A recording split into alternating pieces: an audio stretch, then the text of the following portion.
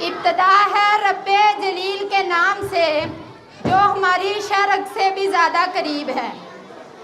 مفلسی ہی سے لطافت کو مٹا دیتی ہے، بشر کو بشر کی اوقات بھلا دیتی ہے۔ آؤ اس ماں کی زبانی کوئی بات سنیں، روز بچوں کو جو بھوکا ہی سلا دیتی ہے۔ اپنی عزت کے بھروسے تھی جو مضبوط گھڑی، آخر ایک روز وہ سر اپنا جھکا دیتی ہے۔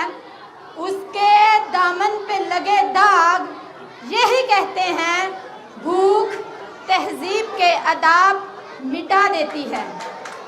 صدر علی وقار، سردیوں کی ایک رات منہ لپیٹے ایک مجبور ماں اپنے نومولود بچے کو عیدی سینٹر کے باہر پڑے جھولے میں ڈال جاتی ہے تو اس سے پوچھا گیا، تیری ممتا تجھے ستائے گی نہیں؟ اس بچے کی سسکیاں تجھے رلائیں گی نہیں؟ اس کی چیخیں تیرے کانوں سے ٹکرائیں گی نہیں؟ تو کپ کپاتے ہوئے ہونٹوں سے مجبور ماں نے جواب دیا، میں اپنے پیٹ کی بھوک تو برداشت کر سکتی ہوں، لیکن اس بچے کا بھوک سے بلکنا مجھ سے دیکھا نہ گیا۔ تو اس پر یہ کہنا بجا بنتا ہے کہ خاک میں ماں کی محبت کو ملا دیتی ہے، بھوک تہذیب کے آداب مٹا دیتی ہے۔ صدر علی وقار، آج اس معزز اور باوقار ایوان نے، قائد امان نے جو قرارداد پیش کی کہ ہم معاشی نہیں اخلاقی بدحالی کا شکار ہیں، تو میں اس کی بھرپور مخالفت کرتی ہوں، کیونکہ جس اخلاقی بدحالی کا رونا وہ رو کر گیا ہے، وہ اخلاقیات تو خود معاشیات کی محتاج ہے۔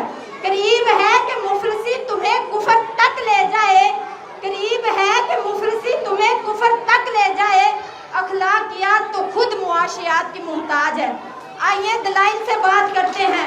روٹی کے چند ٹکڑوں اور قابلہ گزار دودھ کی قلت سے تھر پار کر میں دم توڑنے والے مجبور بچوں کا اصل مسئلہ اخلاقیات نہیں بلکہ معاشیات ہے۔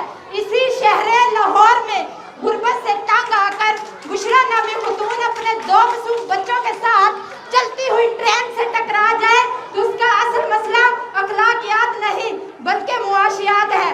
زرد چہرہ، آنکھیں اندر کو دسی ہوئی، بڑھاپے کی وجہ سے پورے جسم میں جڑیاں لیے، نشتر ہسپتال ملتان کے باہر فقط 2 کلو آٹے کے عوض اپنا خون بیچنے والے بوڑھے کا اصل مسئلہ اخلاقیات نہیں بلکہ معاشیات ہے۔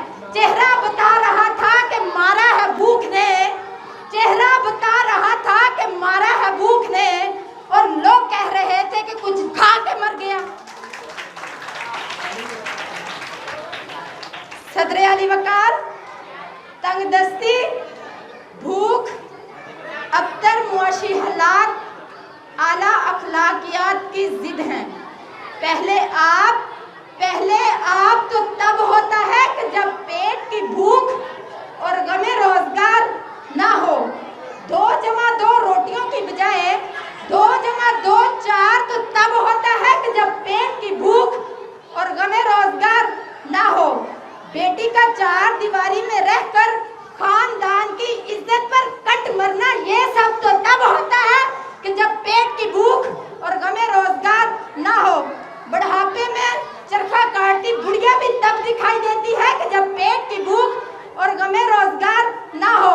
کون عاشق خدا کی ذات کا ہے، کون عاشق خدا کی ذات کا ہے، سارا چکر معاشیات کا ہے۔ صدر علی وقار، میرے ان تمام دلائل کے بعد کوئی یقین رکھتا ہے کہ ہم معاشی نہیں اخلاقی بدحالی کا شکار ہیں، تو میں یہ بات کرتے ہوئے آپ سے اجازت چاہوں گی کہ وہ جس کا ایک ہی بچہ ہو بھوکا 8 پہروں سے، کہ جس کا ایک ہی بچہ